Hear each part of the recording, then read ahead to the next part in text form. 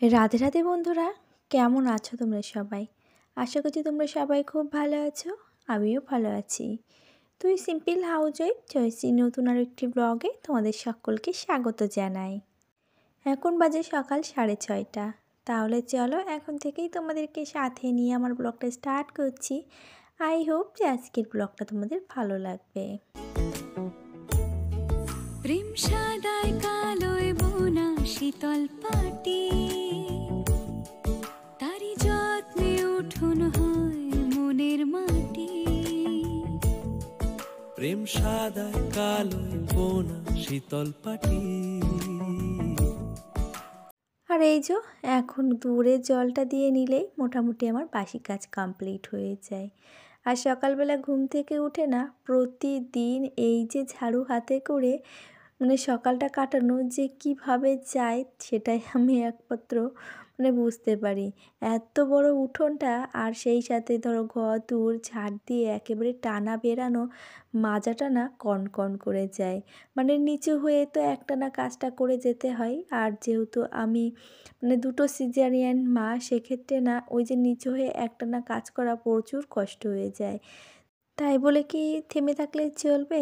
ঘুম থেকে উঠে চোখ খুলতে খুলতে মনে হয় একটা কথাই আমার সবথেকে স্মরণে জাগে, যে জয়শ্রী উঠেছিস, এবার ছোট। তো যাই হোক, এই যে সকালবেলা সব কাজ কমপ্লিট করে এক কাপ চা, এটা আমার বড় স্বস্তির একটা আশ্বাস বলতে পারো। তার মধ্যে এই যে বাবুকে স্নান করিয়ে নখগুলোকে কেটে দিচ্ছি। নখগুলো কাটছি, আবার পারফেক্ট হচ্ছে নাকি সেগুলোও কিন্তু আবার মুখে ঘষে ঘষে দেখছে যে নখে ধার আছে কিনা। বলো তো, আমি মা হয়ে ওকে যত্ন সহকারে নখগুলো কেটে দেব, আর তারপরে আবার পর্যবেক্ষণ করবে কি করে হাতের নখগুলো কাটা হয়ে যাওয়ার পরে মুখে আঙুলগুলো ঘষবে যে কোনো জায়গায় ধারভাবে বাজছে নাকি। কি বুদ্ধি বলো তো, যে কোনো কাজ তুমি পারফেক্ট করবে না তার জন্য আবার পরীক্ষাও নিয়ে নেবে। মা যে শুধু সন্তানের পরীক্ষা নেয় তা কিন্তু নয়, সন্তানও কিন্তু মাঝে মাঝে মায়ের পরীক্ষাও নেয়। আর ওদিকে আমি ব্রেডটা সেকে আসলাম, আর আমাকে বলে আসলো যে মা তুমি আজকে ব্রেডে কিন্তু কিষানের সস দিয়ে আমাকে দেবে, আমি ততক্ষণে পুজো দিয়ে আসি। তো বাবুর মতিভ্রম হয়েছে, সে ঠাকুর ঘরে এসে পুজো দেবে, ওই জন্য আমি তাকে আর বারণ করিনি। দেখলাম যে বাচ্চা মানুষ মন করেছে পুজো দেওয়ার, তো মন করে পুজোটা দিক। অন্যান্য দিন আমিই জোর করি যে তুই পুজো দিয়ে গিয়ে। আর এদিকে দেখো ঠাকুরের থালাগুলো সাজিয়ে নিয়েছে, ধূপটা জ্বালিয়ে ঠাকুরকে সেবা দেবে।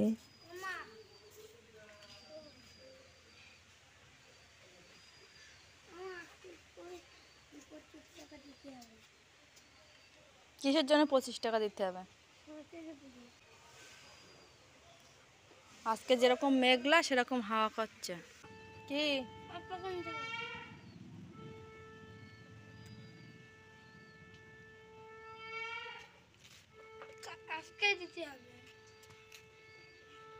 আজ আবার বৃহস্পতিবার, তো বৃহস্পতিবার হলেও আমি ওকে বারণ করিনি যে তুই পুজোটা দিস না। ওই যে বললাম না, মন করেছে দিক, ও ওর পুজোটা দিয়ে যাবে, আমি আমার পুজোটা ঠিক দিয়ে নেব আমার সময় করে।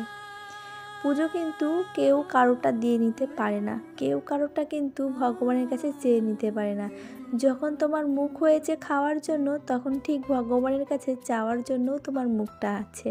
তো তুমি তোমার কর্ম করে যাও, তুমি ভগবানের কাছ থেকে যেটা চাইবে ভগবান হয়তো তোমার যদি সেটা মনে হয় যে তোমার বলে দেয়া যাবে, তাহলে ভগবান সেই সুযোগ অনুযায়ী তোমাকে সেটাই দেবে। তো বাবু চলে গেল খাওয়া দাওয়া করে, দুজনাই। তারপরে এই যে আমার যা রোজগারের কাজ থাকে সেগুলোকে আবারও নিয়ে বসেছি।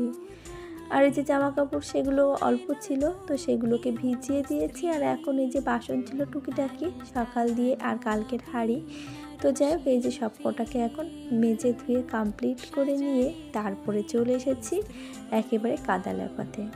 আর সকালবেলায় বাসি কাজের সাথে সাথে আমি উনুনটাকেও লেপে নিয়েছিলাম। তো ভাবলাম হাঁড়িটা যখন মেজেছি তাহলে এক হাতে যাই গিয়ে কাদা মাটি লাগিয়ে আসি, নয়তো আবার রেখে দিলে পরে হয়তো ভুলে যাবো, আর এমন সময় কাদা লাগাতে আসবো তখন দেখা গেল আর সময়ই না। আর এই যে ফাইনালি আমার কাদা মাটি লাগানো হয়ে গেল, তারপরে চলে এসেছি ঘরে। আর ঘরে এসেই আমার এই যে তেল লবণ হলুদ এগুলো কোটোতে বাড়ান্ত আছে। আর একটা কথা সবসময় মাথায় রাখতে হবে, আমাদের সংসারে যদি আমাদের সমৃদ্ধি দরকার হয়, মানে সংসারে যদি ভালোবাসার একান্ত প্রয়োজন হয় তাহলে কিন্তু এই 3টে জিনিস কখনোই তোমরা মানে কোটো থেকে বাড়ান্ত হতে দেবে না। আর সেই সাথে সাথে মিষ্টি, মানে মিষ্টি জাতীয় যে জিনিসটা আমাদের ঘরে সর্বক্ষণ থাকে সেটা হলো চিনি। এই কয়টা জিনিস মোটামুটি তুমি যদি সংসারে সবসময় মানে রাখতে পারো তাহলে কিন্তু তোমার সংসারে মিষ্টতা, তোমার সংসারে সুখ সমৃদ্ধি সবসময় বজায় থাকবে মা লক্ষ্মীর কৃপায়। আর ওদিকে তো দেখলে লেপেছিলাম আমি একটা হাঁড়িতে কাদা, তবে সেই হাঁড়ির কাদা ধুয়ে আর একটা হাঁড়িতে লেপে এই যে আবার ভাত বসিয়েছি। আর ভাতের জালটা ধরিয়ে তার মধ্যে আমি চিংড়ি মাছটাকে বেছে নিয়েছি। আর বেছে নিয়ে এসে দেখি জালটা যেভাবে দিয়ে গেছিলাম কাঠ অনেকগুলোকে ঢুকিয়ে মোটামুটি আগুনটা জ্বলছে। আর চিংড়ি মাছগুলো যখনই পরিষ্কার করবে তোমরা অবশ্যই চিংড়ি মাছের ওই শিরাটাকে ফেলে দেবে, জানো তো ওতে অনেকই ক্ষতি হয়। অনেকেই আছে চিংড়ি মাছের ওই শিরাটা ফেলে না, ওইভাবেই রান্না করে। আর ওইদিকে তো চিংড়ি মাছ বেছে নিয়েছি আর এদিকে লাউটাকেও কেটে নিচ্ছে। আজকে রান্না হবে লাউ চিংড়ি। আর জানো তো আমার এর মধ্যে বেশ 1 ঘন্টা মতো সময় বলতে পারো ওই উনুনটার পেছনে দিতে হয়েছে, কেননা উনুনটা বিগত 6 মাস ধরে জ্বালানো হয় না, তার জন্য উনুনটার ভেতরে একেবারে জল ড্যাবডেবি হয়েছিল। চারিদিকের পাটকাঠি দেখতে পাচ্ছ ভেঙে চুড়ে কুচি কুচি হয়ে আছে, আমি টেনেছি আর এই উনুনটার ভেতরে শুধু ভরেছি। তারপরে সুপারির যে পাতা হয় সেই পাতাগুলোকে দিয়ে ঠেসে ঠেসে ভরে প্রথমে আগে এই যে ছাঁচ দেখতে পাচ্ছ ছাঁচটা দিয়ে এইভাবে জাল ধরিয়ে যে একটু গরম হয়েছে, তারপরে দেখছি না ছোটো হাঁড়িটা এখানে বসালে হবে না, তাই সেই ছোটো হাঁড়িটাকে ধুয়ে আবার বড় হাঁড়িটায় কাদা লাগিয়ে এই উনুনটাতে একেবারে রান্না বসিয়েছি। আর বসানোর কারণও আছে জানো তো, গতকাল বলছিলাম না যে বাইরে আমি রান্না করতে পারছি না, প্রচণ্ড হাওয়া, তবে আজ যেন উল্টোপাল্টা হাওয়া আরও বেশি দিচ্ছে। আমি জাল ধরাতে গিয়েও দেখলাম যে না, এখানে বসে জাল ধরানোর থেকে আমি একবারে বরঞ্চ কষ্ট করে ঘরেই জাল ধরিয়ে দিই, তাহলে আমার 1 কাজে 2 কাজ মিটে যাবে।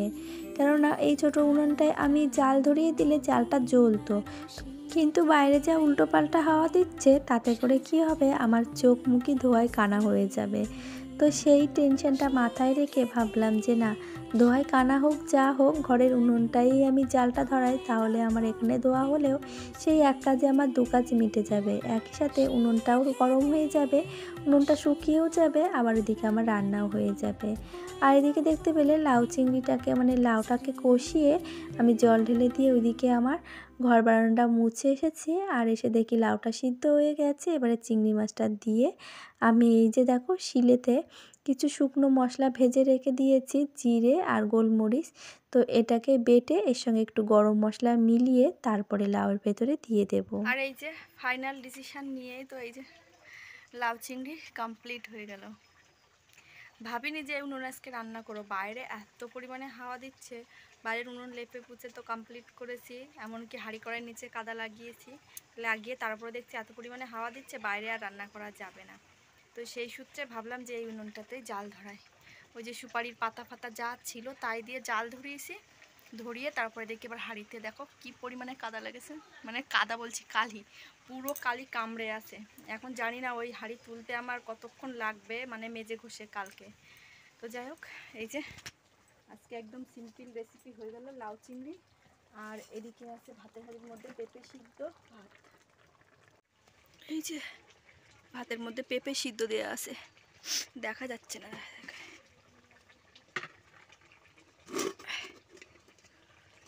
কইছি পেঁপেই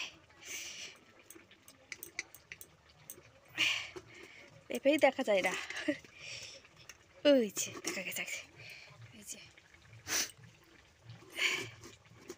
পেঁপে সিদ্ধ ভাত রান্না করেছে। আর এই যে চিংড়ি মাছ, বড়বাবু ঝোলের চিংড়ি মাছ খায় না, তার জন্য আবার ভাজা রেখে দিয়েছি, আর তরকারি।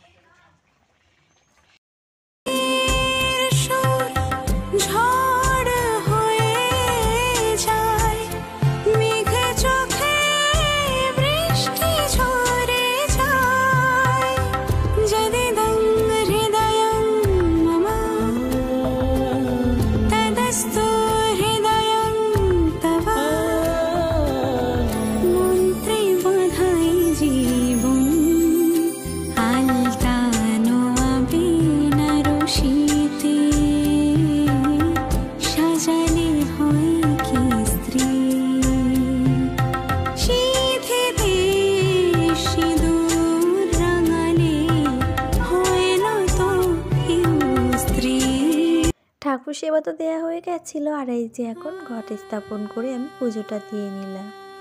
তো মা লক্ষ্মীর দিনে মা লক্ষ্মীর একটা সুন্দর লাল জবা ফুল দিয়ে পুজো দেবো না, তাই কখনো হয়? তো মা লক্ষ্মীকে সন্তুষ্ট করে পুজো দিয়ে আমি তারপরে খাওয়া দাওয়া করে বেশ 1 ঘন্টা রেস্ট নিয়েছিলাম। তারপরে বিকালের যা কাজ থাকে সেগুলোকে কমপ্লিট করে এই যে এখন এসেছি একটু নিজেদের মন পছন্দের খাবার বানাতে। এটা তোমার দাদাভাইয়েরই আর্জি ছিল যে এই খাবারটা একটু বানাতে হবে। বেশ কয়েকদিন ধরে ভাবছি যে বানাবো, তবে সেই সময়ই হয়ে উঠছে না। তবে আজ যখন সময় পেয়েছি তাহলে আর ছাড় নেই।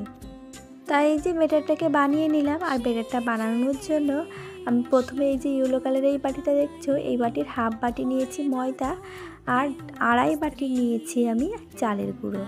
তো সেটাকে লবণ দিয়ে ভালো করে হাত দিয়ে মাখিয়ে নিয়ে হালকা উষ্ণ গরম জল দিয়ে ভালো করে মাখিয়ে আমি 15 মিনিট মতো রেস্টে রেখেছিলাম। ততক্ষণে আমি একটু দুধও জাল দিয়ে নিয়েছি। তো জানি না সেই স্কিপটা কোথায় ডিলিট হয়ে গেছে, সেটাকে আমি খুঁজে পেলাম না। আদৌ হয়তো আমি ক্যামেরা অন করতেই ভুলে গেছি, শুধু ফ্ল্যাশ জ্বালিয়ে রেখে দিয়েছিলাম। তো যাই হোক, দুধটা জাল করে নিয়ে তারপরে ব্যাটারটাকে যতটা আবারও জল দরকার তেমনটা নিয়েছি। আর যখন দেখবে থিকনেসটা ওরকম একটা বুড়বুড় করে উঠবে, মানে তোমার জলটা হাতে এরকম করে দিয়ে, তখন ভাববে যে তোমার ব্যাটারটা পারফেক্ট রেডি হয়ে গেছে। এটা আমি আগেও বুঝতাম না, তবে ওই যে এখন হাতে করে বানাতে সবটাই শিখে গেছি। যেহেতু ওই যে একার সংসার, সেখানে লক্ষ্মীশ্রী আর সুখ সমৃদ্ধি বজায় রাখার জন্য আমাকেই কিন্তু সবটা ম্যানেজ দিতে হয়। আর এই যে দেখো পিঠেগুলো কত সুন্দর হয়েছে, ঝাঁঝালো আর পুরো ফুলকো। আর এরকম পিঠে গরম গরম ঝোলা গুড়ের সঙ্গে কিন্তু খেতে ভালোই মজা লাগে, তাই নয় কি? আমি তো কবে থেকে তোমাদের দাদাভাইকে বলছি একটু ঝোলা গুড় আনার জন্য, তবে সে বেচারা সময়ই পাচ্ছে না। বাইরে বসে পিঠেটা বানাতে গিয়ে ঠান্ডা লেগে গেছে, তাই এখন একটু গরম গরম চা বানিয়ে খাবো।